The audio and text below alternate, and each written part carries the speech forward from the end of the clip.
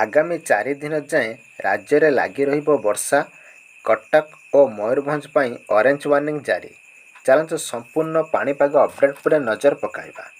ଏକ ସକ୍ରିୟ ଘୂର୍ଣ୍ଣିବଳୟ ପ୍ରଭାବରେ ରାଜ୍ୟରେ ପାଗ ବଦଳୁଛି। ଆଗାମୀ 4 ଦିନ ଧରି ରାଜ୍ୟରେ ଅଧିକାଂଶ ସ୍ଥାନରେ ବ୍ୟାପକ ବର୍ଷା ହେବାର ସମ୍ଭାବନା ରହିଛି।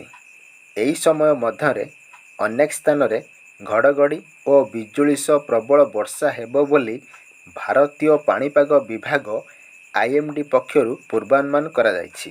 ବିଶେଷ କରି କଟକ ଏବଂ ମୟୂରଭଞ୍ଜ ଜିଲ୍ଲାରେ ପ୍ରବଳରୁ ଅତି ପ୍ରବଳ ବର୍ଷା ହେବାର ଆଶଙ୍କା ଥିବାରୁ ଭୁବନେଶ୍ୱର ସ୍ଥିତ ଆଞ୍ଚଳିକ ପାଣିପାଗ କେନ୍ଦ୍ର ପକ୍ଷରୁ ଏହି ଦୁଇଟି ଜିଲ୍ଲା ପାଇଁ ଅରେଞ୍ଜ ୱାର୍ଣ୍ଣିଂ ଜାରି କରାଯାଇଛି। ପାଣିପାଗ ବିଭାଗର ତାଜା ବୁଲେଟିନ୍ ଅନୁଯାୟୀ ଆଜିଠାରୁ ରାଜ୍ୟରେ ବିଭିନ୍ନ ଅଞ୍ଚଳରେ ମଧ୍ୟମରୁ ପ୍ରବଳ ବର୍ଷା ଲାଗି ରହିବ। ଅରେଞ୍ଜ ୱାର୍ଣ୍ଣିଂ ଥିବା କଟକ ଓ ମୟୂରଭଞ୍ଜ ଜିଲ୍ଲାରେ ଗୋଟିଏ କିମ୍ବା ଦୁଇଟି ସ୍ଥାନରେ ଘଡ଼ଘଡ଼ି ସହ ଭୀଷଣ ବର୍ଷା ହେବାର ସମ୍ଭାବନା ରହିଛି।